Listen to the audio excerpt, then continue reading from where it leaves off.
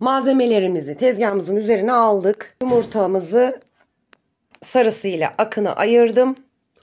Akını ayrı bir kapta, sarısını ayrı bir kapta çırpacağım. Şimdi akını 1 su bardağı şekerle 4 yumurta akı, 4 yumurta sarısıyla ayrı ayrı çırpacağız.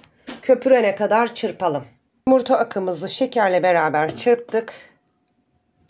Biraz koyu kıvam elde edeceğiz. 10 dakika kadar çırptım. Şimdi yumurtamızın sarısına geçiyoruz.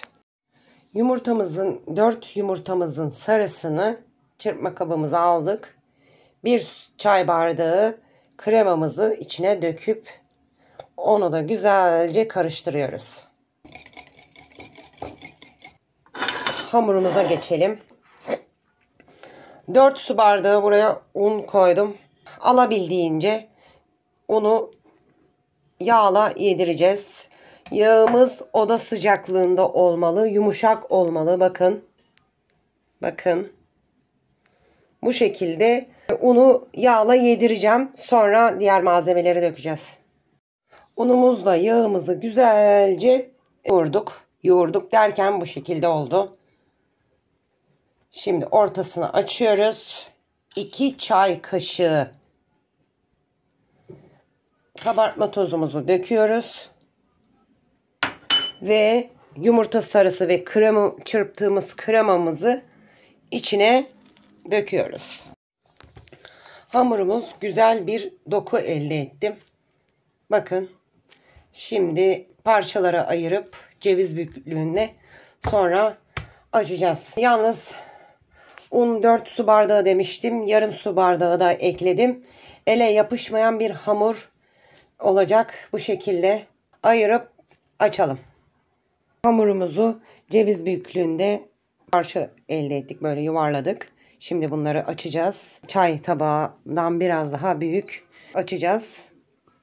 Şu an büyük sayıları 48 tane. Konuşamadım, yoruldum. Şimdi yağlı kağıdımızı ikiye böldük. Bu şekilde arasına koyup şöyle açalım. Arasına koyalım. Ve üstünü kapatalım. Merdane yardımıyla çay tabağından biraz daha büyük açalım yufkamızı. Açtığım boyut bu şekilde. Şimdi yumurta akımızı içine koyalım. Sıkma torbasıyla da yapabiliriz. Daha iyi olabilir. Ben üşendim birazcık. Bu şekilde kapattım. Ortadan ikiye çöp şiş yardımıyla böyle yapıyoruz ve kapıyoruz. Bu şekilde. Tepsimizi hazırladık. Bir kısmını da fazla koyup taşırdım. Şimdi 160 derece fırında kontrollü bir şekilde pişirelim. Melek kanadımız hazır. Gerçekten lezzeti 10 numara olmuş. Denemenizi tavsiye ederim. Biraz uğraştırıcı ama sonuç güzel olunca emek ziyan olmuyor. Deneyecek olanlara şimdiden afiyet olsun. Kanalımıza abone değilseniz abone olun, yorum yazın, like atın. Şimdiden çok teşekkür ederim.